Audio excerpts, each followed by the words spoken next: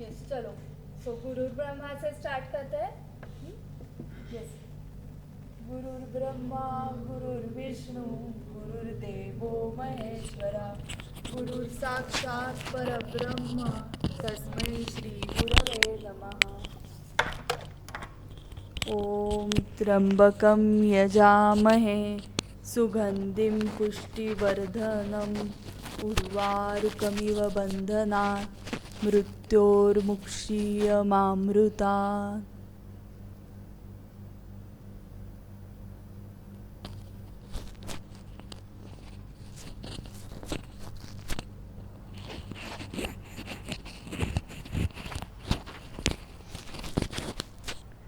ये so cash flow statement हमारा हुआ था AS3 वाला. ओके सो AS3 में directly cash flow statement preparation full statement preparation ऐसे हमने नहीं किया.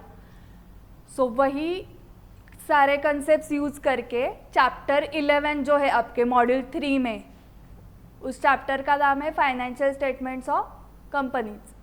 उसका यूनिट 1 में बैलेंस शीट P&L है कंपनीज का एंड यूनिट 2 में ये है कैश फ्लो स्टेटमेंट. सो अभी आपको बेसिक सब आता है. What is cash and cash equivalent, cash flow का मीनिंग पता है, ऑब्जेक्टिव्स पता है आपको, एक्टिविटीज सब पता है 3, ऑपरेटिंग, इन्वेस्टिंग, फाइनेंसिंग. उसके बाद इनफ्लो आउटफ्लो पता है, मेथड्स पता है. ओके ऑपरेटिंग के लिए डायरेक्ट इनडायरेक्ट, बाकी दोनों के लिए सिर्फ डायरेक्ट. करेक्ट. ये एग्जाम्पल्स हो गए थे हमारे. ऑपरेटिंग के भी हो गए थे, इन्वेस्टिंग के भी हो गए थे, फाइनेंसिंग के नहीं हुए थे क्या? क्या हो गए थे? हो गए थे. हाँ okay. So cash flow from operating activities 2 methods, direct indirect. उसमें से प्रैक्टिकेबल मोस्ट एफिशिएंट कौन सी है? डायरेक्ट. एंड एग्जाम में आती है इनडायरेक्ट. तो इनडायरेक्ट मेथड का फॉर्मेट, स्टार्टिंग पॉइंट क्या है इनडायरेक्ट मेथड के लिए? Net profit for the year. Directly आपको नेट प्रॉफिट दिया है क्वेश्चन में तो अच्छा ही है, नहीं दिया है तो क्लोजिंग माइनस ओपनिंग. फिर ऐड करोगे non cash and non operating expenses. जैसे कि डेप्रीसिएशन क्या है? Non cash. Loss on sale of asset non operating. Sale of asset is investing का inflow. Provision for tax non cash. Correct. तो ये सब आपने लेस किया, सॉरी ये सब ऐड किया. एंड अभी लेस में क्या? Non cash and non operating income. Okay non cash income, so non cash income नहीं हो सकता ना. जो भी इनकम कब कमाओगे? कैश आ गई तो ही ना. नहीं,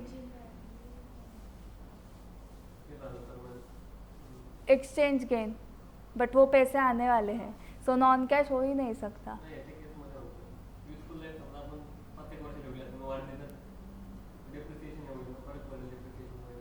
हाँ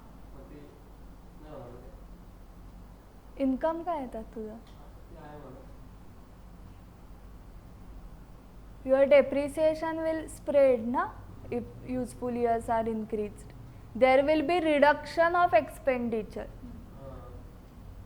But non-cash income कसा असेल? Non cash. Non operating income क्या है? Profit on sale of assets. Dividend received non operating, क्योंकि वो क्या है? Investing. Interest received financing. Investing ही है. दोनों रिसीव्ड जो है वो इन्वेस्टिंग है, मतलब ही वो नॉन ऑपरेटिंग इनकम है, मतलब ही लेस करना है. Okay and non operating expenses, ये तो सारे नॉन कैश आइटम्स बताए ना उन्होंने, नॉन कैश आइटम्स है. नॉन ऑपरेटिंग एक्सपेंसेस बताओ. Non operating expenses, dividend paid, interest paid, ठीक है. देन और क्या? Amortisation expenses non cash like depreciation. Preliminary expenses right of,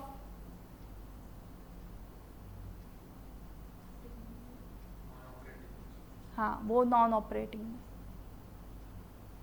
okay वो नॉन कैश है, नॉन ऑपरेटिंग नहीं है, नॉन कैश है वो, क्योंकि वो ऑलरेडी पे कर दिया है ना हमने 1 साल में, एंड देन वो राइट ऑफ करे। Deferred expenditure, deferred revenue expenditure, okay एक होता है रेवेन्यू एक्सपेंडिचर, एक होता है कैपिटल एक्सपेंडिचर, एंड वो दोनों का मिक्सचर होता है डिफर्ड रेवेन्यू, मतलब उसका बेसिक नेचर रेवेन्यू है, जैसे कि advertisement expenses.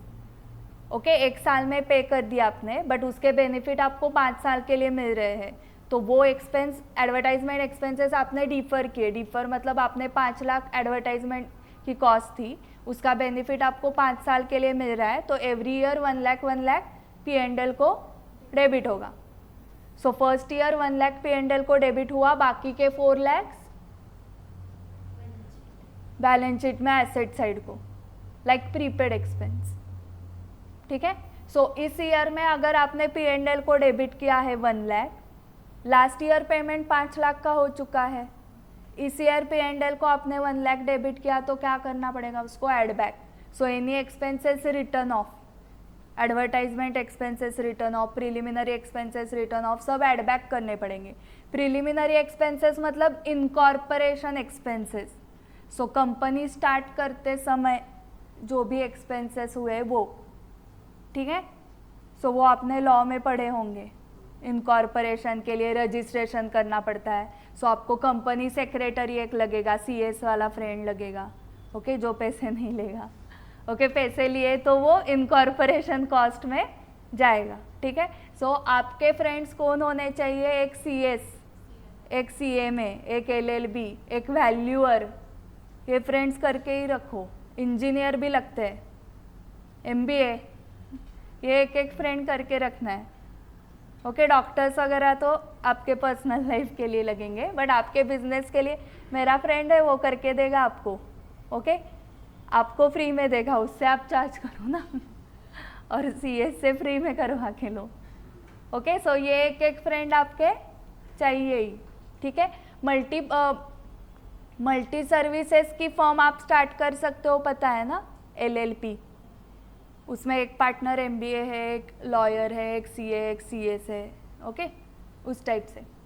So non cash income नहीं हो सकता, नॉन ऑपरेटिंग इनकम मैंने बता दिए। सो ये सब होने के बाद आपको मिलेगा net profit again after adjustment for non cash items. अभी ये होने के बाद net profit after adjustment for non cash items, यहाँ तक आप आ गए। आपको कैलकुलेट करना है कैश फ्रॉम ऑपरेशंस। आपने नेट प्रॉफिट से स्टार्ट किया, जो भी non cash and non operating items थे उसके एडजस्टमेंट्स कर दिए। अभी बाकी है वर्किंग कैपिटल चेंजेस। सो ये भूल जाओ, प्लस माइनस ये याद नहीं रखना है मुझे। मैं एक एक क्वेश्चन आपको पूछती हूँ, उसका आंसर देते जाओ, ओके। क्रेडिट सेल्स की एंट्री बताओ। Debtors account debit to sales account. Sales account trading account के क्रेडिट साइड को जाएगा, वहाँ से ग्रॉस प्रॉफिट, वहाँ से नेट प्रॉफिट। सो जब आपने नेट प्रॉफिट स्टार्टिंग पॉइंट लिया था तब वो क्रेडिट सेल्स आ गया था ना। फॉर एग्जांपल 10,000 के क्रेडिट सेल्स उस नेट प्रॉफिट में है, करेक्ट। बट पैसे रिसीव हुए हैं क्या आपको? नहीं। तो वो डेटर्स जो है वो सेल्स, सॉरी क्रेडिट सेल्स आपने रिकॉर्ड तो किए हैं नेट प्रॉफिट निकालने के लिए, बट उसके पैसे रिसीव हुए हैं क्या आपको? नहीं।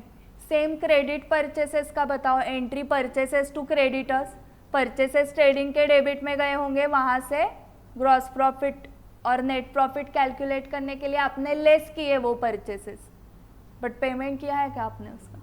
नहीं किया। मतलब credit sales and credit purchases की भी कुछ तो इफेक्ट्स देने पड़ेंगे, ओके। अब यहाँ पर देखो, इंक्रीज इन करंट एसेट्स। सो जो करंट एसेट्स है, आपने पढ़ा था इनडायरेक्ट मेथड में कि वर्किंग कैपिटल चेंजेस भी आपको एडजस्ट करने हैं, okay. So increase in current assets. So current assets में क्या क्या होता है? Debtors, inventory,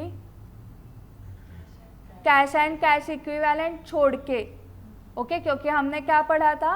give effects of changes in working capital except cash and cash equivalent. So cash and cash equivalent छोड़ के बताओ मुझे debtors, bills receivable, inventory, prepaid expenses सारे। सो ये सभी short term loans and advances, short term investments, ये सब current assets है। सो करंट एसेट्स के लिए हम एक उनमें से एक रिप्रेजेंटेटिव लेते हैं debtors, trade receivables. Trade receivables मतलब debtors plus bills receivable, and trade payables मतलब bills payable plus creditors. Okay, so trade receivables में से मैं एग्जांपल ले रही हूँ डेटर्स का। सो उन्होंने क्या दिया है, इंक्रीज इन डेटर्स। सो हमने ये ऑलरेडी देखा है कि कैश फ्लो स्टेटमेंट करते वक्त आपको क्वेश्चन में ऐसे दो बैलेंस शीट दिए जाएंगे, करंट ईयर का है, प्रीवियस ईयर का। सो आप नेट प्रॉफिट कैसे निकालने वाले हो, क्लोजिंग माइनस ओपनिंग करके नेट प्रॉफिट। अभी इंक्रीज इन डेटर्स मतलब फॉर एग्जांपल लास्ट ईयर के आपके डेटर्स 1 लाख थे, लास्ट ईयर का क्लोजिंग, करंट ईयर का ओपनिंग, तो ओपनिंग के डेटर्स 1 लाख थे आपके, क्लोजिंग के हो गए 1,50,000। So there is increase in debtors. Debtors बढ़ने का रीजन क्रेडिट सेल होता है ना। डेटर्स आपके क्यों बढ़ेंगे, आपने क्रेडिट सेल किए तो।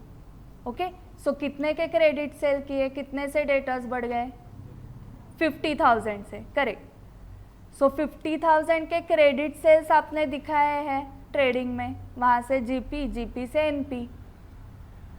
सो आपने इनकम तो दिखाया 50,000 का, बट आपको रिसीव हुआ है क्या 50,000 इस ईयर में, नहीं।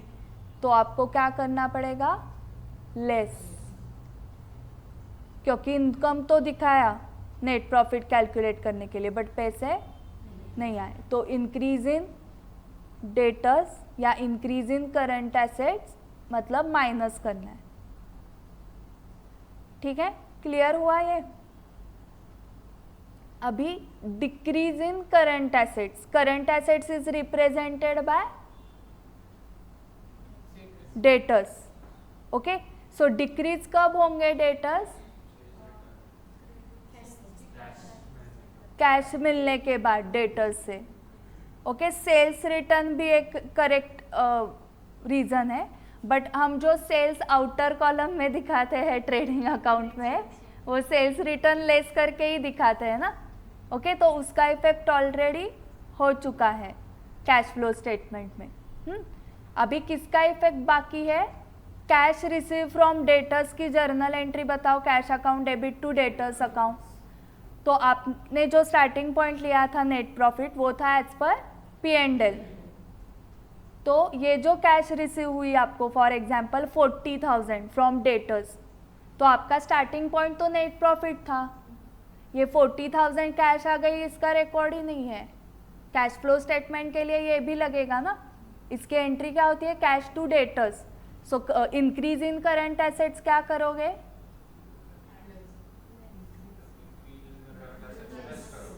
हाँ, and decrease in current assets add. हाँ, डिक्रीज इन करंट एसेट्स मतलब डेटर्स डिक्रीज हुए ऐसे समझो।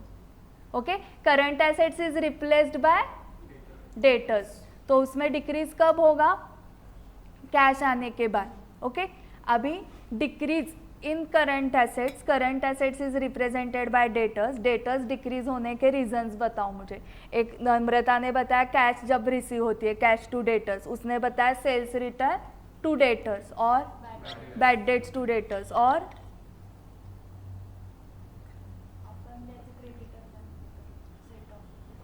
हाँ, okay.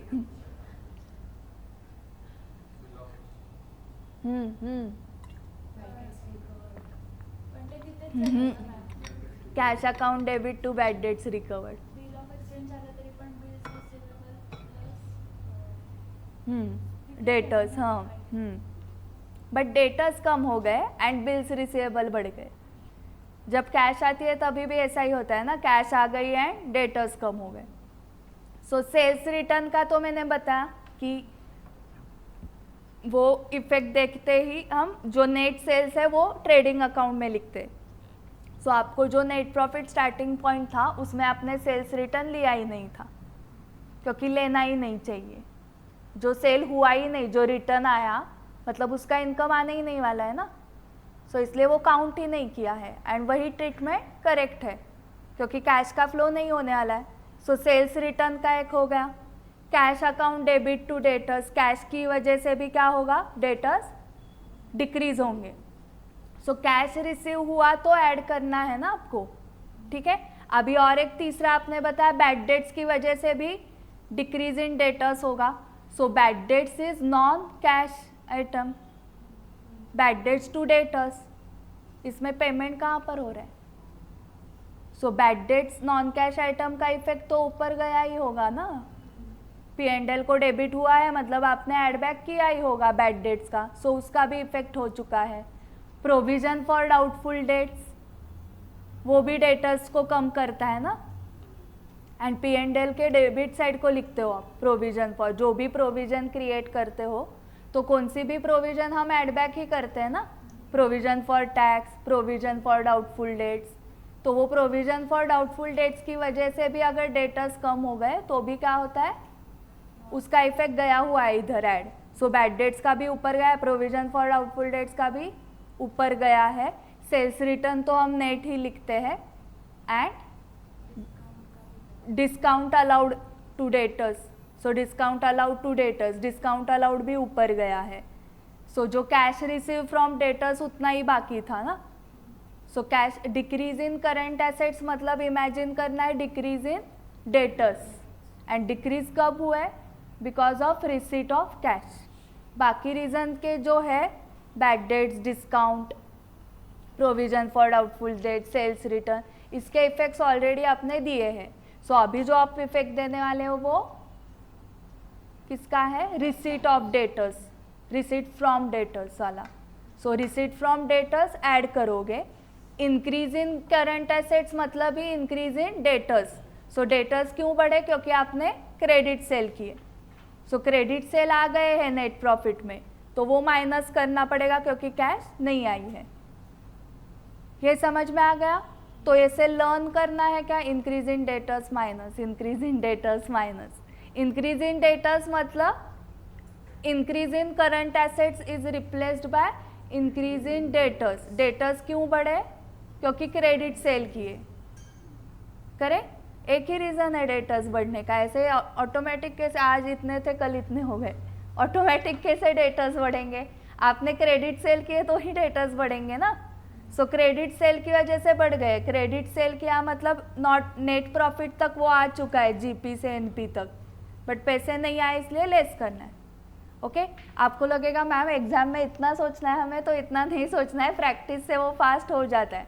Increase in current assets, सो आप सब कैलकुलेशन करते लेस बोल देते हो, आउटपुट लेस आना चाहिए, बाकी जो प्रोसेस अंदर चल रही है वो दिमाग में चलेगी. And decrease in current assets मतलब डिक्रीज इन डेटर्स. डेटर्स क्यों डिक्रीज हुए, क्योंकि उन्होंने कैश दी. सो ऐड करना है. ओके तो मैं आपको 30 सेकेंड देती हूँ, आप इन दोनों का बताओ. Current liabilities is represented by creditors. हाँ, इंक्रीज इन करंट लायबिलिटीज क्यों होगा, क्रेडिटर्स क्यों बढ़ेंगे, क्योंकि आपने क्रेडिट परचेसेस किए. मतलब परचेसेस मतलब नेट प्रॉफिट कैलकुलेट करते वक्त आपने उसको माइनस किया था, बट पेमेंट किया था क्या, नहीं. तो फिर माइनस जो किया है वो add back. Increase in current liabilities add back. So increase in current liability मतलब ही इंक्रीज इन क्रेडिटर्स. क्रेडिटर्स कब बढ़ेंगे, परचेस, क्रेडिट परचेसेस की वजह से. सो क्रेडिट परचेसेस मतलब नेट प्रॉफिट कैलकुलेट करते वक्त माइनस हुआ है तो उसको क्या करो, हाँ ऐड बैक कर दो, क्योंकि पेमेंट नहीं हुआ ना, आउटफ्लो हुआ नहीं है कैश का, बट हमने माइनस करके रखा है नेट प्रॉफिट कैलकुलेट करते वक्त. ओके क्योंकि परचेसेस दोनों लेंगे ना हम, कैश परचेस भी क्रेडिट परचेस भी, इसलिए ऐड बैक किया. अभी next decrease in current liabilities मतलब डिक्रीज इन क्रेडिटर्स. क्रेडिटर्स कब कम होंगे, जब आप पेमेंट करोगे. Creditors to bank entry. So यहाँ पर P&L का कुछ सवाल ही नहीं आता. सो आपने पेमेंट तो कर दिया क्रेडिटर्स को, बट उसका इफेक्ट नहीं दिया है कैश फ्लो स्टेटमेंट में, क्योंकि कैश फ्लो स्टेटमेंट हमारा शुरू हुआ है नेट प्रॉफिट से. सो ये क्या करोगे, पेमेंट टू क्रेडिटर्स माइनस करोगे ना. पेमेंट मतलब कैश आउटफ्लो मतलब माइनस करना पड़ेगा. So decrease in current liabilities मतलब ही decrease in creditors, correct. And creditors का पेमेंट हुआ मतलब माइनस करना पड़ेगा. ठीक है. सो रिप्रेजेंट करके आप दिमाग लगा के प्लस माइनस करोगे. ओके आपको वहाँ पर लिख के रखना है कुछ आपके लैंग्वेज में तो लिख के रखो. Current assets is equal to debtors, current liabilities is equal to creditors. Learn मत करो ऐसे. हाँ लॉजिक लगा के एडलेस बताना है आपको.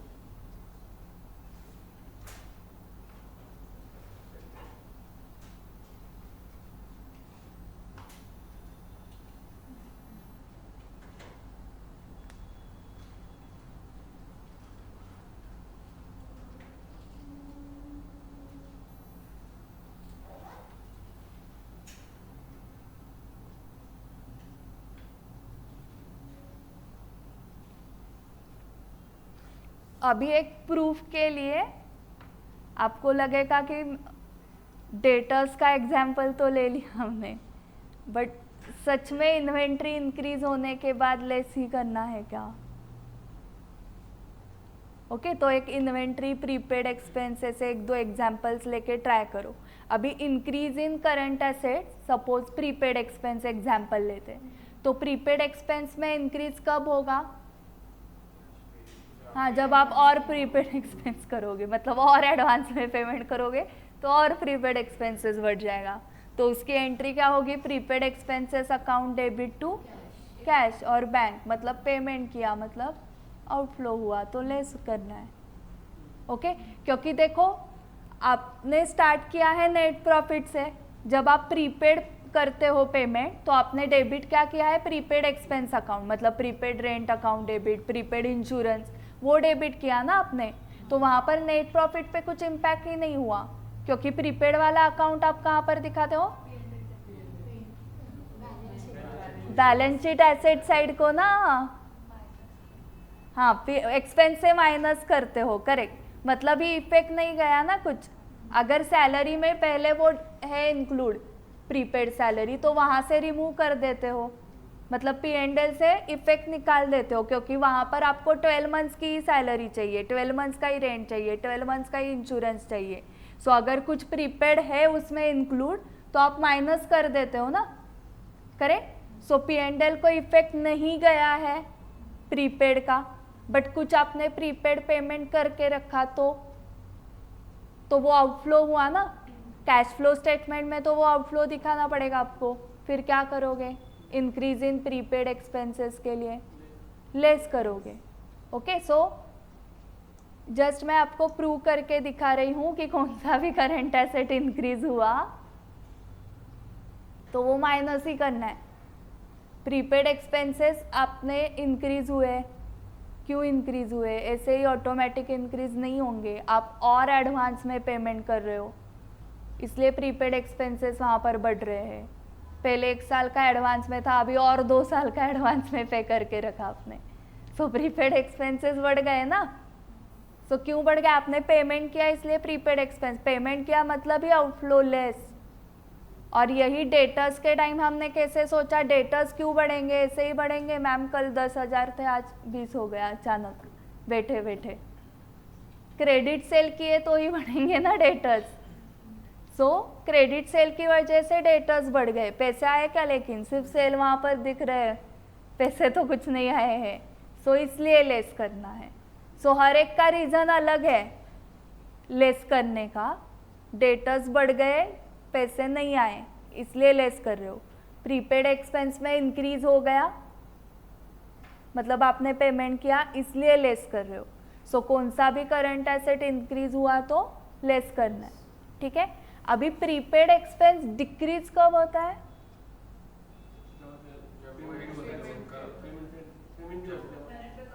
हाँ when it becomes due, correct. उसकी entry expenses account debit to prepaid expenses, ये एंट्री होती है. ओके सो आज आपने नेक्स्ट ईयर का पेमेंट किया तो आप एंट्री करते हो prepaid expenses account debit to bank, and next year का वो एक्सपेंस है सो आप रिवर्स कर देते हो ना, expense account debit to prepaid expenses. Okay जब आपने मतलब आपने क्या किया, प्रीपेड एक्सपेंस अकाउंट कहाँ पर ट्रांसफ़र किया, एक्सपेंस अकाउंट को ट्रांसफ़र किया, क्योंकि वो नेक्स्ट ईयर का एक्सपेंस हुआ था। एक्सपेंस अकाउंट डेबिट किया मतलब ही P and L account debit हो गया। पी एंड एल डेबिट हुआ बट पेमेंट गया क्या, पेमेंट तो पिछले साल ही गया था ना, अभी डेबिट किया है अपने पी एंड एल, तो वो रिवर्स करना पड़ेगा, ऐड बैक। सो डिक्रीज इन prepaid expenses, add back, add. Okay so ऐसे हर एक का लॉजिक आज घर पे जाके लगाओ, इन्वेंट्री का लॉजिक लगा के देखो। कौन सा भी करंट एसेट लो यही एडलेस, बट हर एक का रीजन अलग अलग आएगा। ठीक है, अभी करंट लायबिलिटीज में कुछ लेना है आपको, लोन का रीपेमेंट किया, आउटफ्लो हुआ ना, लोन कम हो गया तो क्या करोगे, लेस। ठीक है, लोन बढ़ गया तो क्या करोगे, ऐड, क्योंकि लोन बढ़ गया, लोन कैसे बढ़ा, और लोन लिया ना आपने, और कैश आ गई। ओके ठीक है, सो पूरा लॉजिकल कॉमन सेंस बेस्ड है, कुछ भी लर्न नहीं करना है इसमें। ओके सुकेश समझ में आ रहा है क्या?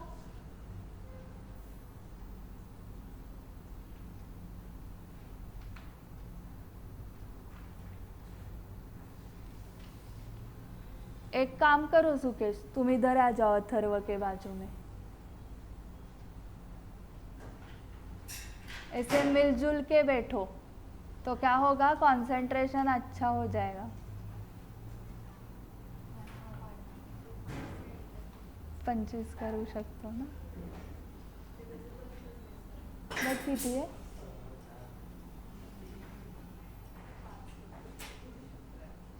किती आहे,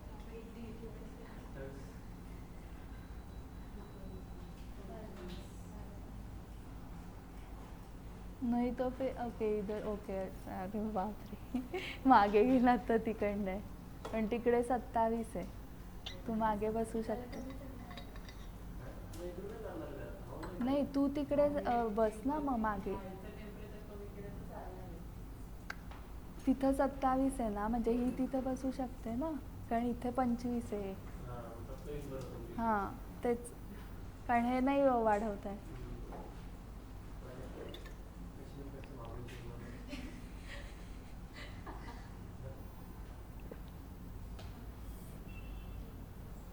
आजारी पडायला अलाउड नाही आहे आपल्याला, सगळ्यांनी काळजी घ्या।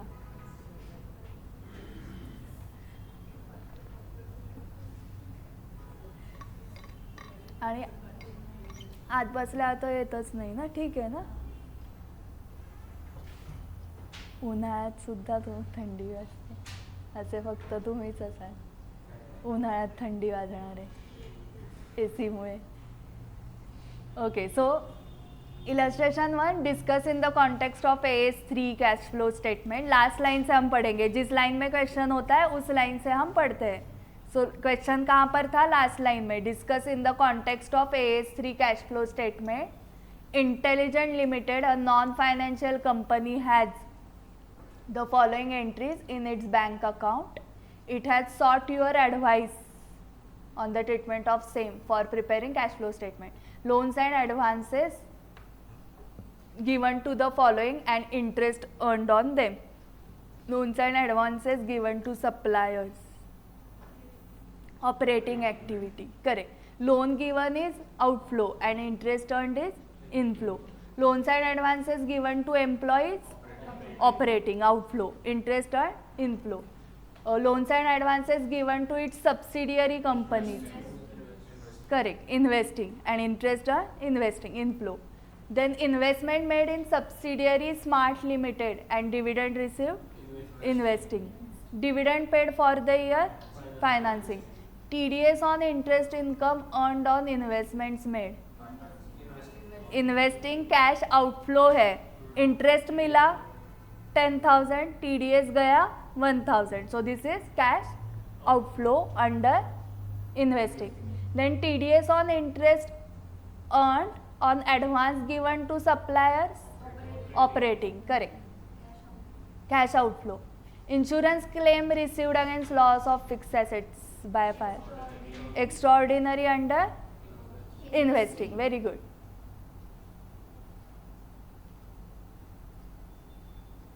5 out of 5. Now illustration 2 ऐसे आता है. You are required to show the related items in the cash flow statement. Balance sheet ऐसे आएगी. Following are the extracts of balance sheet of Ajay limited. So इधर आप 10-12 क्वेश्चंस बैलेंस शीट के करोगे ना, 10-12 क्वेश्चंस कैश फ्लो स्टेटमेंट के, तो आपकी बैलेंस शीट लर्न हो जाएगी ना. फिर यूनिट 1 हो गया हमारा फाइनेंशियल स्टेटमेंट्स का. उसमें यही करना है. तो अभी लर्न करते जाओ धीरे धीरे. कैसे देखो, पर्टिकुलर्स, नोट नंबर, ये क्या है, प्रीवियस ईयर है इधर, हाँ, एंड देन करंट ईयर है. जनरली कैसे होता है, पहले current year and then previous year. Equity and liabilities heading है, उसके अंडर है share holders point. Share capital का नोट 1 है, रिजर्व सरप्लस का नोट 2, फिर नॉन करंट लायबिलिटीज में लॉन्ग टर्म बोरोइंग्स नोट 3 है. करंट लायबिलिटीज में अदर करंट लायबिलिटीज 4 है. ओपनिंग में लायबिलिटीज कुछ नहीं थे. फिर एसेट्स में, नॉन करंट एसेट्स में डायरेक्टली इंटेंजिबल है इनके पास 5 नंबर. ओके, क्योंकि उन्होंने दिया है, ये एक्सट्रैक्ट है बैलेंस शीट का, ये पूरी बैलेंस शीट नहीं है. ओके, ऐसा कोई बिजनेस होगा कि टेंजिबल है ही नहीं. ओके, सो होगा ही ना टेंजिबल. सो ये एक्सट्रैक्ट है. सो एसेट्स में उन्होंने क्या दिया है, सिर्फ इंटेंजिबल्स, बाकी करंट एसेट्स वगैरह भी नहीं दिए हैं. सो आपको अभी क्या करना है, देखो नोट्स दिए 1 2 3 4 5. सो हर आइटम को नोट है. सो ये जो 5 लाख 50,000 90,000 ये फिगर्स देखने ही नहीं है आपको. आपको फिगर्स कौन से देखने हैं, नोट्स वाले. तो 5 लाख मतलब कुछ हुआ नहीं है एक्चुअली. इधर से देखो, 5 लाख कुछ चेंज है क्या, नहीं. 5 लाख वो क्या है, 50,000 इक्विटी शेयर्स ऑफ ₹10 ईच. अगर 5 लाख का 6 लाख हुआ रहता तो इशू ऑफ शेयर्स था 1 लाख का, फिर आप वो फाइनेंसिंग के अंडर दिखाते as a cash inflow. Correct, cash inflow under financing क्या आएगा, issue of shares. But note 1 का कुछ नहीं करना है because amounts are same. Reserve surplus में क्या है, प्रॉफिट एंड लॉस अकाउंट. और ये कॉलम्स चेक करो, हाँ, इधर उन्होंने ओपनिंग दिया है 50,000 ओपनिंग है एंड क्लोजिंग 90,000. मतलब profit of the current year 40,000, closing minus opening. Okay, ये 90,000 माइनस 50,000, क्लोजिंग माइनस ओपनिंग. ठीक है, नोट 2 हो गई. 3 चेक करो, लॉन्ग टर्म बोरिंग्स बढ़ गए हैं क्या, 2,50,000 से. मतलब क्या इशू किए, डिबेंचर्स और इशू किए कंपनी ने, मतलब इनफ्लो हुआ under financing. Correct. So cash flow from financing activity में प्रोसीड्स फ्रॉम डिबेंचर्स आ गए 2,50,000. समझ में आ गया यहाँ तक. ओके.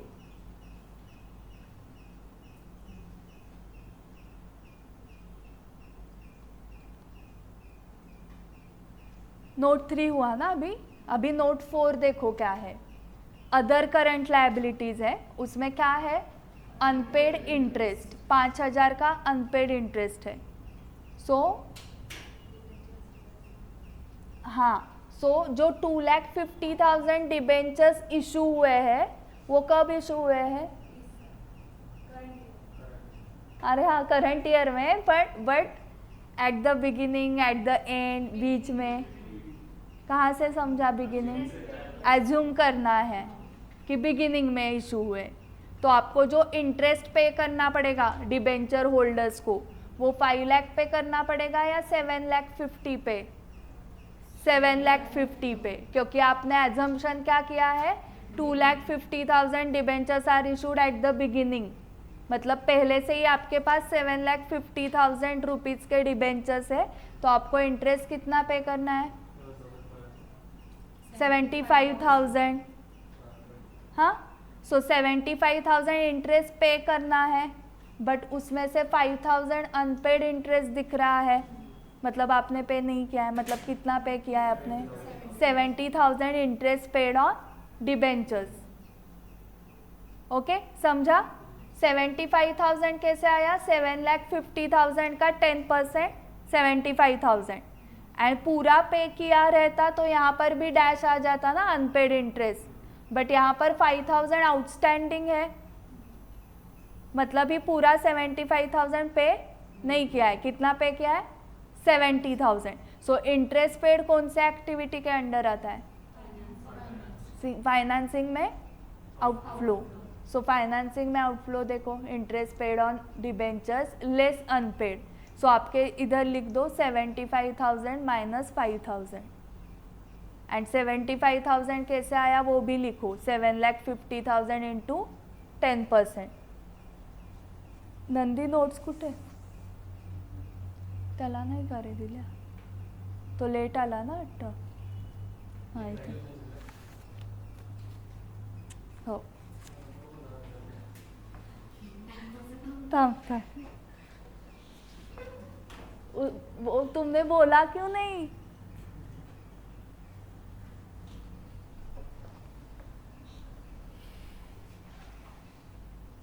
$11.86 पेज सुकेश. वहाँ पर क्या लिखा? पहले तो 7,50,000 का 10%, वो 75,000 आया आपका, माइनस 5,000 अनपेड है. हाँ, सो पेड कितना आया? 70,000. It is outflow under financing. आता झोपेतनं उठून विचारलं तरी येतं ना, इन्व्हेस्टिंग, फायनान्सिंग, ऑपरेटिंग. हां, म्हणजे आत्ता येतं म्हणजे तेच ना, झोपेतनं उठून विचारल्यावर. ओके चलो. सो फोर्थ हो गया ना अभी. गुडविल का क्या सीन है? 2,05,000 ओपनिंग में था उसका, 1,80,000 हो गया, मतलब 25,000 कम कैसे हुआ गुडविल? राइट ऑफ किया गुडविल, अमोर्टाइज. सो 25,000 नॉन कैश आइटम हुआ, तो क्या करोगे? ऐड या less? Add back. So cash flow from operating में गुडविल अमोर्टाइजेशन ऐड बैक किया है, ठीक है. एंड और ऐड बैक किया है इंटरेस्ट ऑन डिबेंचर 75,000, क्योंकि P&L को डेबिट हुआ रहेगा ना इंटरेस्ट ऑन डिबेंचर्स, करें. बट वो फाइनेंसिंग है, नॉन ऑपरेटिंग आइटम है ना ये इंटरेस्ट ऑन डिबेंचर्स, इसलिए इधर पूरा 75,000 ऐड बैक करोगे. बट इंटरेस्ट पेड कितना था? 70,000. सो आउटफ्लो कितना दिखाओगे? 70,000. बट एक्सपेंडिचर 75,000 का था. सो एंट्री कैसे होगी? Interest on debentures account debit 75,000 to bank 70,000 to outstanding interest 5,000 या टू अनपेड इंटरेस्ट 5,000, ठीक है. ओके, पांचों नोट्स आपके हो गए, इसका मतलब ही ऊपर का हो गया ना. इन सबको नोट्स थे. अगर कौन सा ऐसा आइटम है कि जिसको नोट नहीं है तो वो फिगर्स आपको कहाँ से लेना है? बैलेंस शीट से. बट इस एक्सट्रैक्ट में क्या था? सबको ही नोट्स थे, तो इसलिए बैलेंस शीट देखो ही मत. सब डिटेल्स कहाँ पर मिलने वाले हैं? नोट्स में. सो नोट्स से ही आपने देख लिया एंड आपका नेट कैश फ्लो आ गया ऑपरेटिंग एक्टिविटी से. ये क्लोजिंग माइनस ओपनिंग करके नेट प्रॉफिट आया फॉर द ईयर. फिर goodwill amortisation non cash item था इसलिए ऐड बैक किया. एंड इंटरेस्ट ऑन डिबेंचर्स क्यों ऐड बैक किया? नॉन ऑपरेटिंग था ना, वो फाइनेंसिंग था इसलिए ऐड बैक किया. एंड पूरा 75,000. फिर आपको मिल गया cash flow from operating activities. Note क्या दी है? Interest has been computed on the closing balance of debentures as on 31 March 2002, assuming that all the additions or deletions were made if any at the beginning of the year. ऐसे assumption लिखना पड़ेगा आपको भी, क्योंकि किसी ने ऐसे assume किया कि लास्ट डे को डिबेंचर्स इशू किए हैं, तो इंटरेस्ट किसके ऊपर आएगा? 5 लाख पे 50,000. सो वो ऐड बैक 50,000 करेगा एंड इंटरेस्ट पेड 45,000 करेगा. ओके, यहाँ पे हम एक्सट्रैक्ट कर रहे हैं, तो क्लोजिंग ओपनिंग है नहीं कैश एंड कैश इक्विवेलेंट के, नहीं तो वो टैली हो जाता है ना कैश फ्लो स्टेटमेंट. यहाँ पर कैश फ्लो स्टेटमेंट का सिर्फ एक्सट्रैक्ट है. सो आपने जो भी एजम्पशन किया है वो लिख दो. दोनों एजम्पशंस करेक्ट है, बिगिनिंग वाला भी करेक्ट है, एंड वाला भी करेक्ट है। एंड वाले में सिर्फ 5 लाख पे इंटरेस्ट आएगा, 50,000 add back, 45,000 less.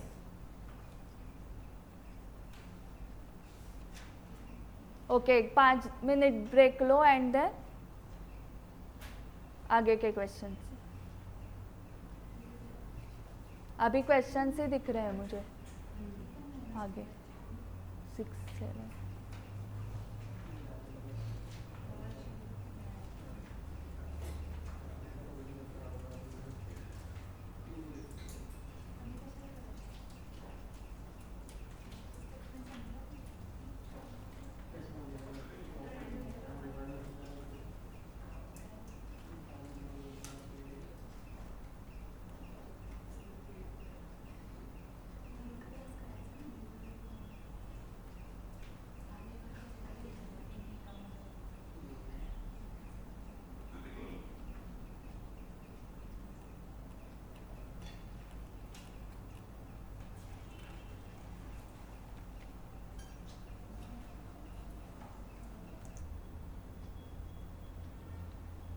Okay so हम क्लास में क्वेश्चंस डिस्कस करने वाले हैं, इलस्ट्रेशंस एंड सॉल्विंग के लिए मैं अभी टाइम नहीं दे सकती।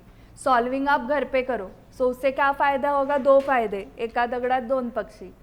ओके 2 फायदे देखो क्या है, सिलेबस फास्ट होगा एंड जो क्वेश्चंस हमने अभी किए हैं फॉर एग्जांपल इलस्ट्रेशन 3 वही घर पे आपको सॉल्व करना है, तो 2 बार रिवीजन हो जाएगी, ठीक है। And you are at CA intermediate level, not a student of school कि दिखाओ होमवर्क किया है क्या आपने। ओके इस टाइप से नहीं हो सकता। You are all now major 18 above हो ना आप सब। 18 अबाउ का मतलब सिर्फ वोटिंग कार्ड मिलना नहीं होता है। ओके 18 अबाउ का मतलब होता है कि अभी हमें हमारी रिस्पॉन्सिबिलिटी समझ में आ जाती है। ओके आपने कोई छोटा बच्चा देखा स्कूल वाला, तो उसको कैसे समझाते हैं कि तुम होमवर्क करो, फिर हम घूमने जाएंगे बगीचे में। ओके फिर हम जाएंगे आइसक्रीम खाने के लिए, आज का होमवर्क क्या है बताओ, वो हुआ क्या कंप्लीट। तो इस टाइप से मैं नहीं कर सकती आपको। You are 18 about. सो आपके पेरेंट्स को ऐसे करना पड़ता है क्या, आज ऑफिस जाके आ जाओ फिर मैं डिनर के लिए लेके जाता हूँ आपको। उनको उनकी रिस्पॉन्सिबिलिटी समझ में आती है कि ऑफिस जाना है, घर पे पकाना है खाना, ग्रोसरी लानी है, जो भी रिस्पॉन्सिबिलिटीज़ है वो सारे घर चलाने के लिए। उनको कोई बोलता है क्या करने के लिए कि तुम ग्रोसरी लाओ, हाँ फिर मैं मैगी करके देती। सो वो ऑटोमेटिक रिस्पॉन्सिबिलिटी अपनी अपनी क्या है पता चल गया, वो करनी है, की तो ठीक है, नहीं की तो भुगतना पड़ेगा। ये कब समझता है? अबाउ 18। बिलो 18 जब हम स्कूल में थे तब समझता नहीं था, तो हमें कुछ तो कैरेट दिखाया जाता था कि तुम्हें मैगी मिलेगी, तुम्हें कोल्ड कॉफ़ी मिलेगी, तुम्हें फ्रेंच फ्राइज मिलेंगे, तुम्हें ये खिलौना मिलेगा, वो मिलेगा, फिर हम पढ़ाई करते थे। Okay now this will not happen. So मैंने होमवर्क के लिए कुछ दिया है तो मेरा एजम्पशन रहेगा आपने होमवर्क किया है, बिकॉज आपको आपकी रिस्पॉन्सिबिलिटीज़ अभी समझती है। होमवर्क किया तो फ़ायदा किसका है, नहीं किया तो नुकसान किसका है, ठीक है। सो जितने भी क्वेश्चंस हम डिस्कस करेंगे क्लास में वो सारे आपको होमवर्क को करने हैं, इलस्ट्रेशंस एंड एक्सरसाइज वाले। एंड जो एडिशनल क्वेश्चंस हम सॉल्व करने वाले हैं, पास्ट पेपर्स, RTPs, MTPs वाले, वो सॉल्व करने वाले क्लास में। बट इसके आंसर है ही ना ऑलरेडी आपके पास, सो खुद से सॉल्व करो and compare it with the book, तो टाइम सेव होगा। आपको टोटल कितने चैप्टर्स है पता है क्या? अकाउंट्स में 15 चैप्टर्स है, करेक्ट। सो आपके पास 90 डेज है, रादर हमारे पास 90 डेज है सिलेबस कंप्लीट करने के लिए। सो 90/15 चैप्टर्स करो, हाँ 6 डेज में एक चैप्टर ख़त्म करना है, मतलब 1 वीक में 1 chapter, new week new chapter, new week new chapter, ऐसे हमने किया तो ही 90 डेज में होने वाला है, ठीक है। And new week new chapter ये करते समय कुछ चैप्टर में 7-7 यूनिट्स है, इस चैप्टर 11 में 2 यूनिट्स है, बट कुछ चैप्टर्स में 7 यूनिट है, मतलब एक्स्ट्रा लेक्चर लेना पड़ेगा। ओके, तो उसकी आइडिया मैंने पहले ही आपको दे दी, ठीक है। ओके, पर डे पर सब्जेक्ट कितने दिन प्रोजेक्ट था? हाँ, ये वो नींद, हाँ, नींद उड़ जाने के लिए ये सेंटेंस मुझे बहुत अच्छा मिला है, पर सब्जेक्ट कितने डेज। चलो, सो इलस्ट्रेशन 4 करते हैं। लास्ट लाइन में है क्या question? Yes, prepare cash flow statement of this company hills limited for the year ended 31st March 2002 in accordance with AS3 revised. The company does not have any cash equivalents. Okay, so ये सिर्फ cash में deal करते हैं, equivalent है ही नहीं इनके पास। Okay, सो 31st March 2002 का आपको कैश फ्लो स्टेटमेंट प्रिपेयर करना है। The following summary cash account has been extracted from the company's accounting records. Rupees in 1000 है, ओपनिंग बैलेंस दिया हुआ है। Receipts from customers which activity? Operating inflow. Issue of shares? Financing inflow. Sale of fixed assets? Investing inflow. Payment to suppliers? Operating outflow. Payment for property plant equipment? Investing outflow. Payment for overheads? Operating outflow, correct. Wages and salaries? Operating outflow. Taxation? Operating outflow. Dividends? हाँ, financing outflow. Okay, outflow है मतलब ही financing है, क्योंकि inflow है तो वो investing है, correct. Repayment of bank loan? Financing outflow, and वो क्लोजिंग बैलेंस दिया है। ओके, अभी प्रेजेंटेशन यहाँ पर आपको एक्चुअली समझ में आ जाएगा कैसे करना है। सो पहले कंपनी का नाम लिखो, Hills limited. Cash flow statement as on for the year ended 31st March 2002 using direct method. कैसे आपको दिया था ना, कैश रिसीव फ्रॉम डेटर्स। हाँ, आपको नेट प्रॉफिट से आपने स्टार्ट नहीं किया cash flow statement, net profit से स्टार्ट करते तो वो कौन सा? इनडायरेक्ट मेथड है। So this is direct method. So cash receipt from customers, cash payment to supplier, ये सब इनर कॉलम में चल रहा है। पेमेंट्स के लिए ब्रैकेट दिख रहे हैं आपको। Cash paid to employees, other cash payments for overheads. फिर क्या आया? कैश जनरेटेड फ्रॉम ऑपरेशंस, यही वर्ड्स यूज करने, cash generated from operations less income tax paid. फिर आया net cash from operating activities, जो आउटर कॉलम में लिखोगे, बाकी सब इनर कॉलम में। ऑपरेटिंग के बाद सेकेंड इन्वेस्टिंग। सो हेडिंग क्या आएगा? Cash flows from investing activities. Payment for purchase of fix asset, proceeds from sale of fix asset. So negative आया तो वर्ड क्या यूज करना है?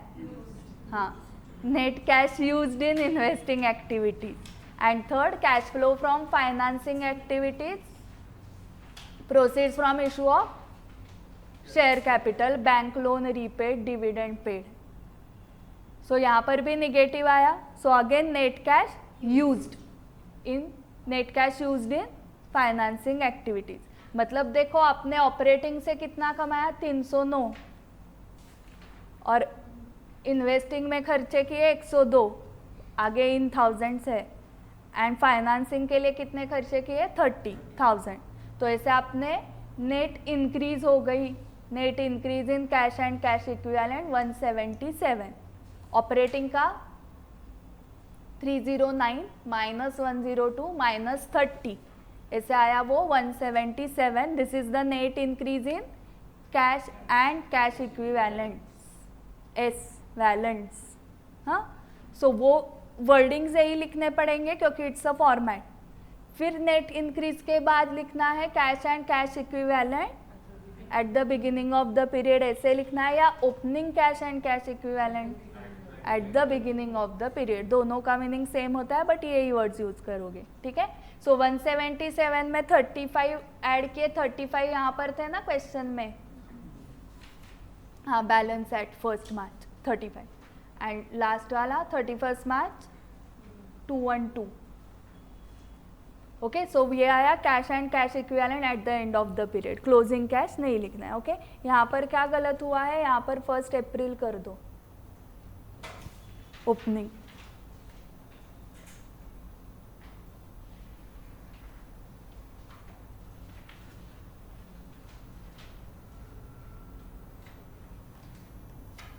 Prepare cash flow statement of Messrs M&T Limited for the year ended 31st March 2001 with the help of following information. Okay, so अभी हम random game खेलने वाले हैं. मैं किसी को भी पूछ रही हूँ. Yes, Sukesh, company sold goods for cash only. So cash sales मतलब ये क्रेडिट सेल्स करते ही नहीं है.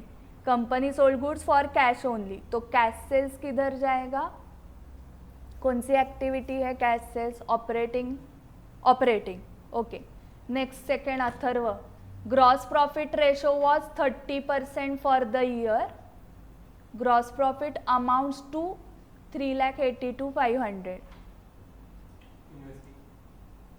हाँ, एक्टिविटी नहीं ढूंढनी है. नहीं, इससे कौन सी फिगर मिलेगी आपको. हाँ करेक्ट. अभी ना क्या हुआ है, उनका सीबीएसई में रेशो एनालिसिस नाम का टॉपिक हो चुका है, इसलिए उनको ग्रॉस प्रॉफिट रेशो मतलब क्या समझ में आ गया ना आपको.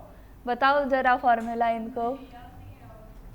Gross profit upon sales, net sales into 100. मतलब सेल्स मैंने 100 किया तो ग्रॉस प्रॉफिट होता है मुझे 30 का. So gross profit upon sales. So Atharva, gross profit 3,82,500 है, तो उससे तुम्हें क्या मिलेगा, सेल्स मिलेंगे. करेक्ट. एंड सारे सेल्स आपके कैसे हैं, कैश सेल्स. तो वो कैश सेल किधर आएगा, ऑपरेटिंग में इनफ्लो. तो सेल्स का क्या आ रहा है आपका,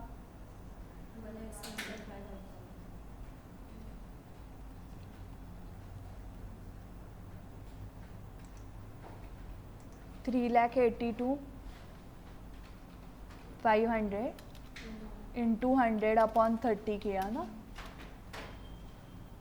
कैश सेल्स आ गए क्या, 12,75,000. Okay, 3,82,500 divided by 0.30. Yes, next Arya, third वाला, ओपनिंग इन्वेंट्री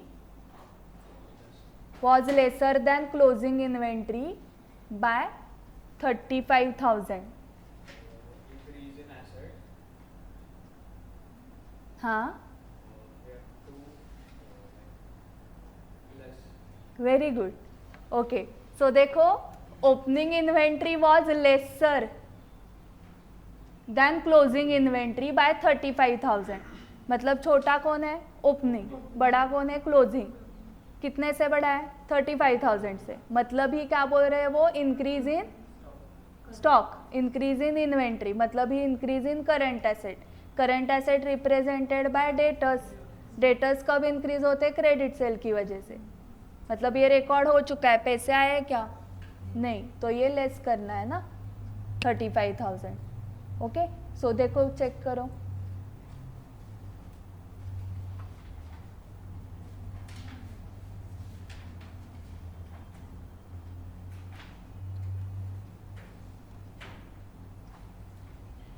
नहीं, उन्होंने डायरेक्ट मेथड से किया है क्या,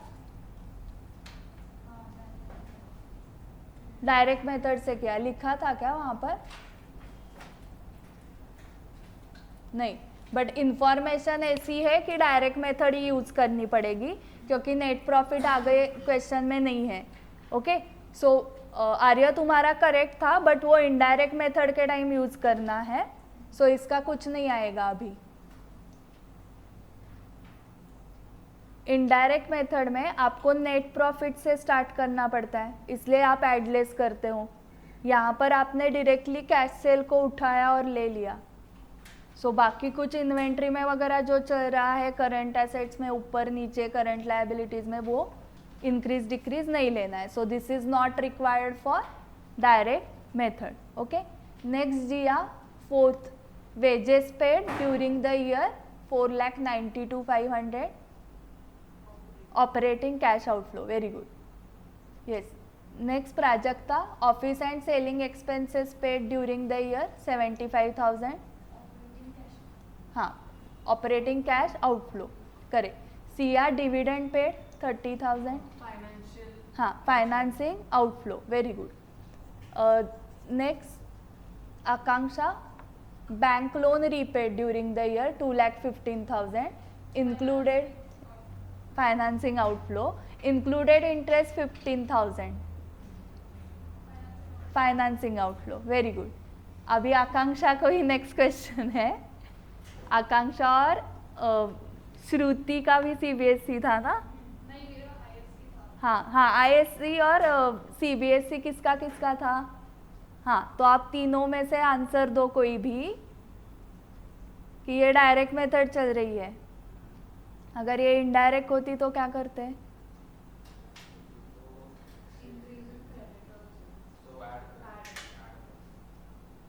क्या ऐड करते हैं? नहीं नहीं नहीं, इसका ही चल रहा है बैंक लोन. हाँ, इसका ही. इनडायरेक्ट मेथड में क्या करते? Very good. Okay, so direct method में आप क्या करते हो? फाइनेंसिंग से पूरा 2,15,000 लेस किया, खत्म डायरेक्ट मेथड. इनडायरेक्ट मेथड में फाइनेंसिंग से लेस करना है 2,15,000, बट जो 15,000 इंटरेस्ट पेड ऑन डिबेंचर्स है वो P&L को डेबिट हुआ रहेगा, तो वो ऐड बैक करना है 15,000 इनडायरेक्ट मेथड में. बट यहाँ पर आपको नेट प्रॉफिट दिख रहा है क्या? किधर नहीं दिख रहा है. सो नेट प्रॉफिट ही दिया नहीं है, इसका मतलब हम इनडायरेक्ट मेथड यूज नहीं कर सकते. हमें क्या यूज करना पड़ेगा? Direct method.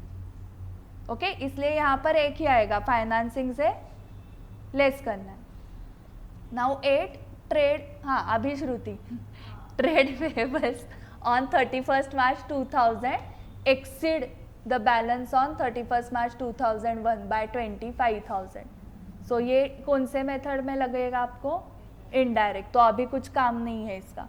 वो क्या बोल रहे हैं? ओपनिंग ज़्यादा है compare to closing.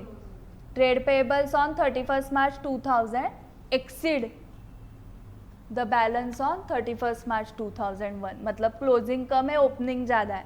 So trade payables reduce कब होते हैं? जब आप पेमेंट करते हो तब. बट ये सब कब आता है? इनडायरेक्ट मेथड में. तो इसका कुछ करना है क्या? नहीं करना है.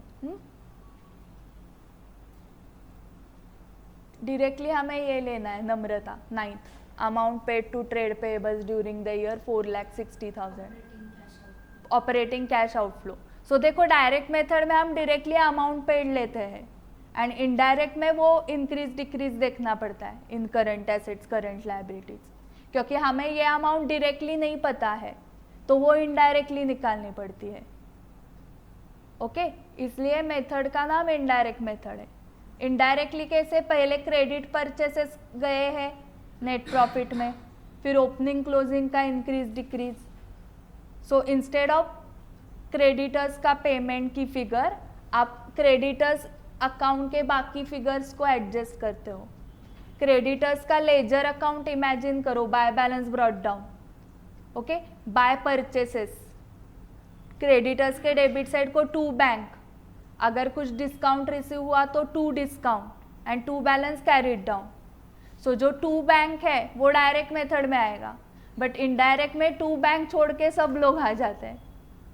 ओपनिंग क्लोजिंग आ जाते हैं, बाय परचेज मतलब क्रेडिट परचेसेस का इफेक्ट आ जाता है, ओपनिंग क्लोजिंग का आ जाता है, डिस्काउंट रिसीव्ड का आ जाता है. मतलब वो छोड़ के सारे इफेक्ट दिए तो भी वही आंसर आएगा. ठीक है. Now next is Siddhant. Tax paid during the year amounts to 65,000. Provision for taxation as on 31st March 2001 45,000. Direct method है. हाँ, बस इतना ही. हाँ, डायरेक्ट मेथड में 65,000 माइनस करना है. इनडायरेक्ट मेथड होता तो क्या ऐड बैक करते? प्रोविजन 45,000 ऐड बैक करनी है and 65,000 less. But direct method के लिए सिर्फ 65,000 लेस करना है. नेक्स्ट सुकेश, इन्वेस्टमेंट्स 11 वाला. Investments of 7 lakh sold during the year at a profit of 20,000. Investing का इनफ्लो है या आउटफ्लो? इनफ्लो. कितने कैश मिली तुम्हें?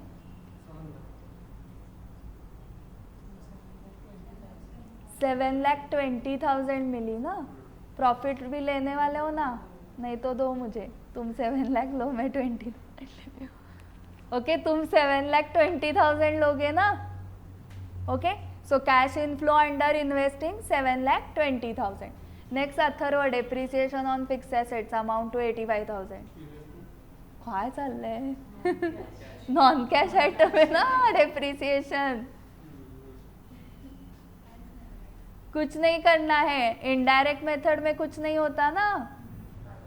सॉरी, डायरेक्ट मेथड में कुछ नहीं होता. इनडायरेक्ट मेथड में उसको ऐड बैक करोगे. अभी डायरेक्ट मेथड चल रही है, सो डेप्रिसिएशन का कुछ नहीं करना है. Again Atharva, plant and machinery purchased on 15 नवंबर 2000. हाँ, आउटफ्लो 2,50,000 आली गाडी रुळावर आमची. ओके, सो ये सब होने के बाद ओपनिंग क्लोजिंग कैश लिख देना है. सो कंपनी का नाम लिखा. Cash flow statement for the year ended 31 March 2001. Correct है क्या? करेक्ट है. Using direct method. मेथड आपको मेंशन करनी पड़ेगी, नहीं तो वो आधा मार्क मेंशन नहीं करेगा चेकर. सो आप मेथड मेंशन करो, वो भी आधा मार्क मेंशन करेगा. ठीक है. फिर format particulars rupees. Cash flow from operating activities क्या था? कैश सेल थे. ऐसे आउटर में दिखाए तो भी चलता है, इनर में भी चलता है. Less cash payment for trade payables, wages paid, office and selling expense. फिर आता है cash generated from operations before taxes, less income tax paid. फिर क्या आया? पॉजिटिव आया ना. So generated.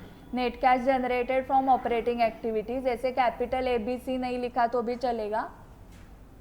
ABC को ही ऐड करने वाले हो आप, वो चेकर को पता है. सो उसमें टाइम वेस्ट मत करो. ठीक है. Next cash flow from investing. Sukesh sale of investment 7,20,000 आएगा.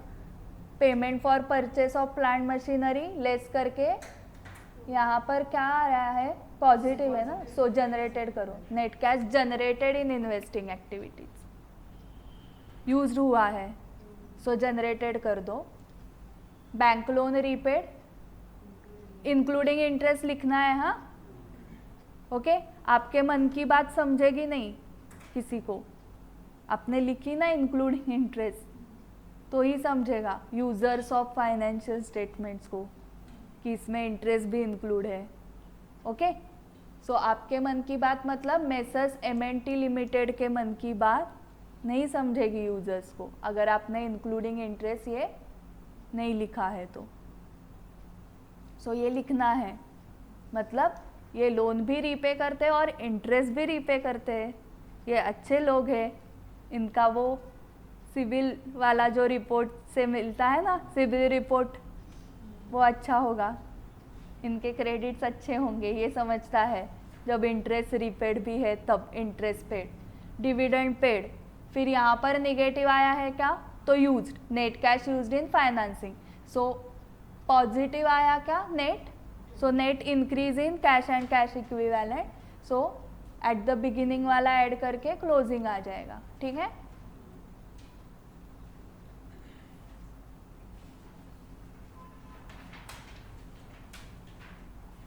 सो आज होमवर्क के लिए इलस्ट्रेशन 5 तक कर लो.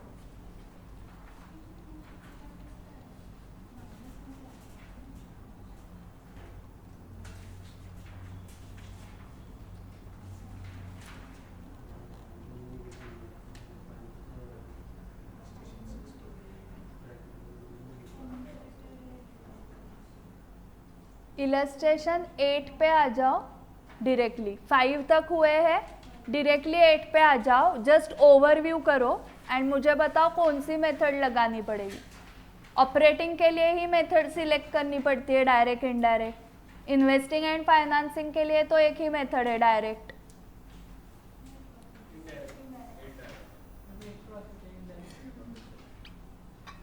Indirect correct.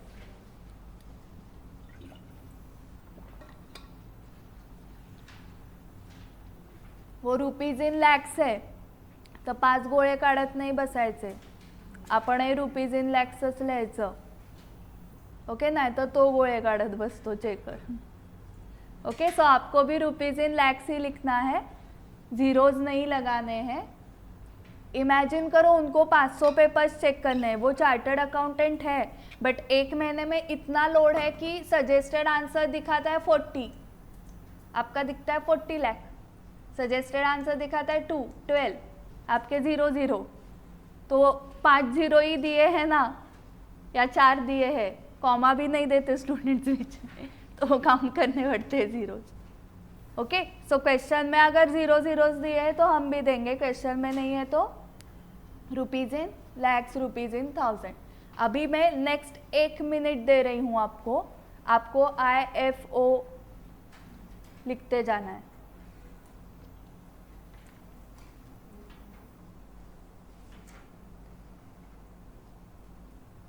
मैं टाइमर लगा रही हूँ.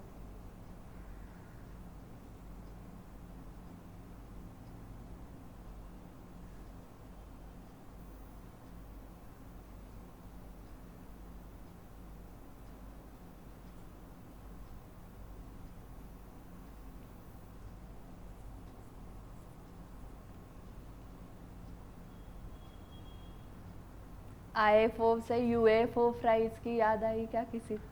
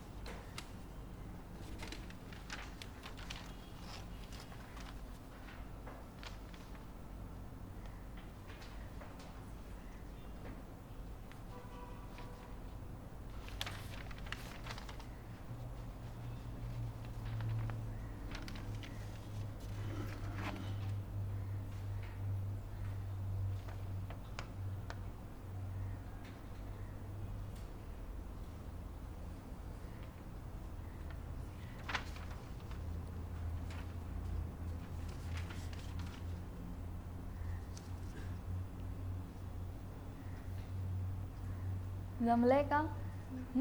Okay, so first net profit operating का starting point, dividend paid financing outflow, provision for income tax add operating, हाँ डिविडेंड पेड ऑपरेटिंग में भी ऐड होगा, करेक्ट, एंड फाइनेंसिंग से less, and provision for income tax operating में add back, reason non cash item, and इसका add back करने का reason non operating item है ना, ये फाइनेंसिंग है. मतलब income tax paid less from operating, so cash generated from operations आएगा and then less income tax paid लिखना है, ठीक है। Loss on sale of asset add back करोगे एंड इन्वेस्टिंग में, correct. So book value of asset sold मतलब 185 का आपने कितने पे सेल किया है ओरली, 145 को सेल किया है, ओके। सो इसलिए तो लॉस हुआ ना 40 का, हाँ। सो सेल ऑफ एसेट 145 का inflow under investing and add back करते वक्त लॉस ऑन से 40। Next, depreciation charge to statement of P&L, हाँ नॉन कैश है, ऑपरेटिंग में एड बैक 20,000 लैक्स आगे, हाँ।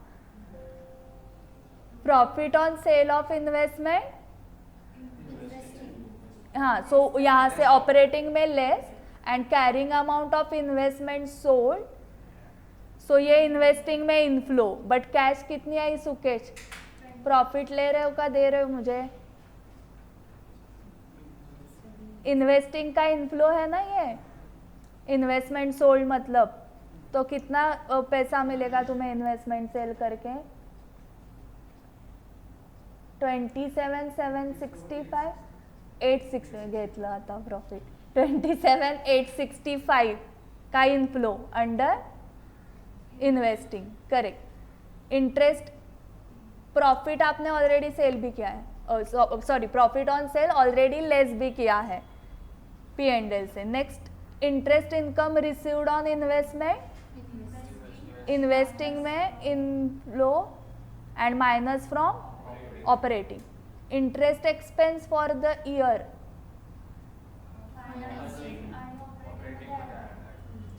सिद्धांत तुझ्याकडनं हे उत्तर अपेक्षित नाही, पुढचं वाच। आप तीनों, श्रुति आकांक्षा बताओ, पुढचं आगे का पढ़ के बताओ मुझे।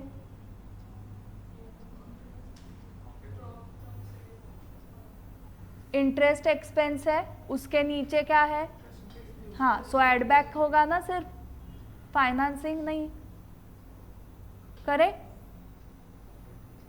Okay. Interest expense and interest paid में डिफरेंस है, इंटरेस्ट पेड फाइनेंसिंग से लेस होगा एंड इंटरेस्ट एक्सपेंस जो दिया है वो ऑपरेटिंग में एड बैक होगा, क्योंकि P&L को क्या डेबिट होता है, इंटरेस्ट एक्सपेंस। सो एड बैक करते वक्त इंटरेस्ट एक्सपेंस ऐड करना है एंड इंटरेस्ट पेड फाइनेंसिंग से 10,550 लेस होगा, ठीक है। Now increase in working capital excluding cash and bank balance. So increase in working capital मतलब ही इंक्रीज इन करंट एसेट्स, मतलब इंक्रीज इन डेटर्स, मतलब सेल्स बढ़ गए बट पैसे नहीं आए, तो ये क्या करोगे, लेस ना।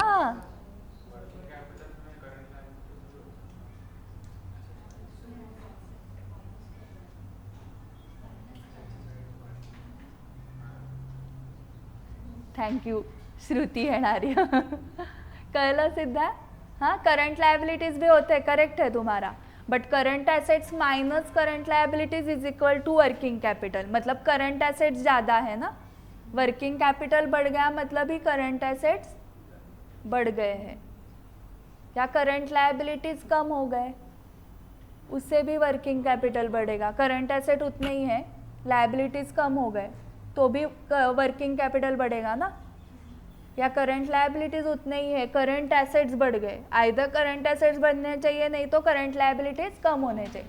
करंट लायबिलिटीज कब कम होंगे, जब आप पेमेंट करोगे, पेमेंट मतलब माइनस, कौन सा भी लॉजिक लगाओ वो माइनस ही होगा। Next, purchase of fix asset, investing outflow, investment in joint venture, investing outflow ना। Expenditure on construction work in progress, investing, correct, work in construction work in progress, goods वाला WIP नहीं है ये, building construction का WIP है, मतलब आप एक एसेट बना रहे हो ना, जो अंडर वर्क इन प्रोग्रेस है. सो एसेट मतलब investing. Proceeds from calls in arrears, financing. Calls in arrears मतलब issue of shares. So financing. Receipt of grant for capital projects, investing या financing. Investing. Proceeds from long term borrowing, finance. Proceed from short term borrowing आणि मग opening closing. Okay, यहाँ पर method mention नाही की, but आप करोगे. Okay, अंगात येतं त्यांच्या कधी कधी. सो मार्क्स देते वक्त भी आता है ऐसा ही. इंटरेस्ट एक्सपेंस मतलब जो P&L को डेबिट हुए हैं उतने ही पेड है ऐसे नहीं ना. इंटरेस्ट पेड अलग अमाउंट हो सकती है, पिछले साल का भी बाकी था और इस साल का. सो इंटरेस्ट पेड इज अलग, वो लेस करना पड़ेगा फाइनेंसिंग से. बट जो P&L को डेबिट हुआ है that is interest expenditure. Expenditure मतलब करंट ईयर का एक्सपेंस. सो P&L को क्या डेबिट हुआ रहेगा, एक्सपेंडिचर. इसलिए ऑपरेटिंग में ऐड करेंगे हम एक्सपेंडिचर एंड लेस करते वक्त हाँ इंटरेस्ट पेड ना किधर गया, फाइनेंसिंग में इधर. ओके, एक बार फॉर्मेट चेक करो समझ में आया है क्या. नेट प्रॉफिट बिफोर टैक्स ये 25,000 था, उसमें 5,000 ऐड बैक किया है वो प्रोविजन फॉर इनकम टैक्स. वो आपने बताया था ऐड बैक करना है, बट वो पहले ही ऐड बैक करना है. ओके, डेप्रिसिएशन वगैरह नीचे ऐड बैक होते हैं, ये पहले ही करके देना है क्योंकि आपका फिर स्टार्ट हो जाएगा नेट प्रॉफिट बिफोर टैक्सेशन से. फिर आप बाकी के non cash items and non operating items के इफेक्ट दो. यहाँ पर प्रोविजन फॉर इनकम टैक्स नहीं आएगा आपका. आपका जो स्टार्टिंग फिगर है वही नेट प्रॉफिट बिफोर टैक्स चाहिए. इधर 25,000 लिख के नीचे 5,000 ऐड नहीं करना है, डायरेक्टली स्टार्ट होगा नेट प्रॉफिट बिफोर टैक्स से. फिर adjustments for depreciation, loss on sale of asset, ये दोनों ऐड बैक किया है. Profit on sale of asset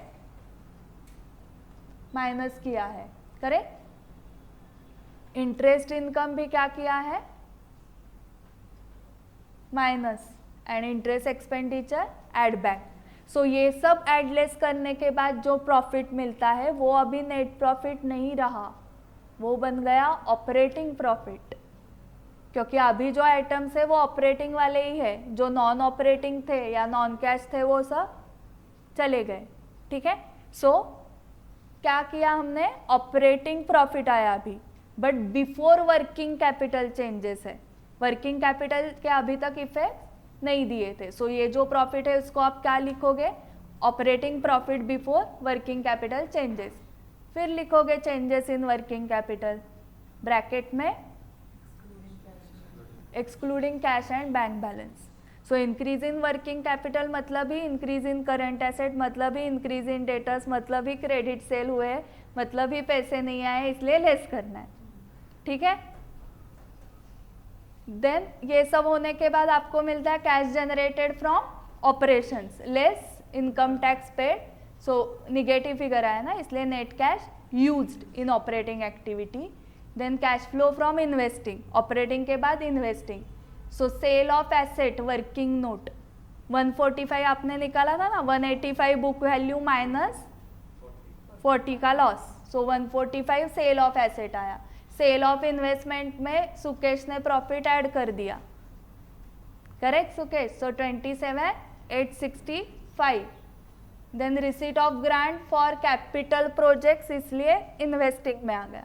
interest income on investment आ गया. Purchase of fix asset, investment in joint venture, expenditure on construction work in progress, ये सब less किया, negative figure आ गई. Again net cash used in investing activities. Then financing में proceeds from calls in arrears, proceeds from long term, short term, less interest paid, dividend including dividend tax paid. Okay, ये अभी नहीं लिखा तो भी चलेगा. हाँ, ये पुराने बिफोर अमेंडमेंट वाला है, जब डिविडेंड कंपनी कंपनी ही डिविडेंड के ऊपर टैक्स पे करती थी, डिविडेंड डिस्ट्रीब्यूशन टैक्स DDT। सो ये बिफोर अमेंडमेंट वाला है, आपको सिर्फ डिविडेंड पेड ही लिखना है, ठीक है। सो डिविडेंड पेड, यहाँ पर क्या हुआ, पॉजिटिव आया ना, सो वो भूल गए क्या, लिखो वो 27502 को एरो करके, net cash generated from financing activity, and फिर तीनों को ऐड करके क्या हो रहा है, नेट इंक्रीज आ रहा है, net increase in cash and cash equivalent 1985। फिर उसमें ओपनिंग कैश, मतलब क्या लिखोगे, cash and cash equivalent at the beginning of the period, वो ऐड करके cash and cash equivalent at the end of the period, ठीक है।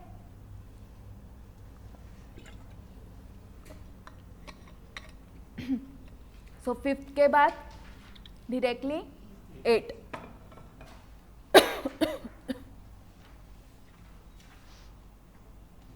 Nine is also homework, okay. मैं आने तक अगर आपको टाइम है कि लंच भी हो गया है, घूम के भी हो गया, रील्स भी देख के हो गए, फिर भी मैम नहीं आए हैं, तो फिर ये करो इलस्ट्रेशन 9, ठीक है। सो 5 तक इलस्ट्रेशन 5, फिर 8 9 ईजी है, डायरेक्ट मेथड से करना है क्योंकि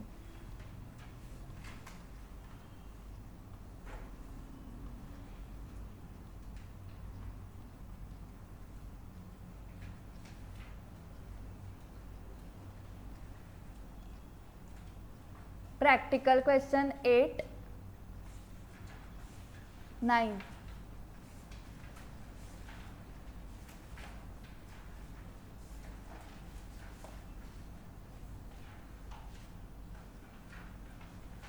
and MCQs, okay। MCQs, practical question 8, practical question 9, लिखो होमवर्क, illustration 1 2 3 4 5 8 9।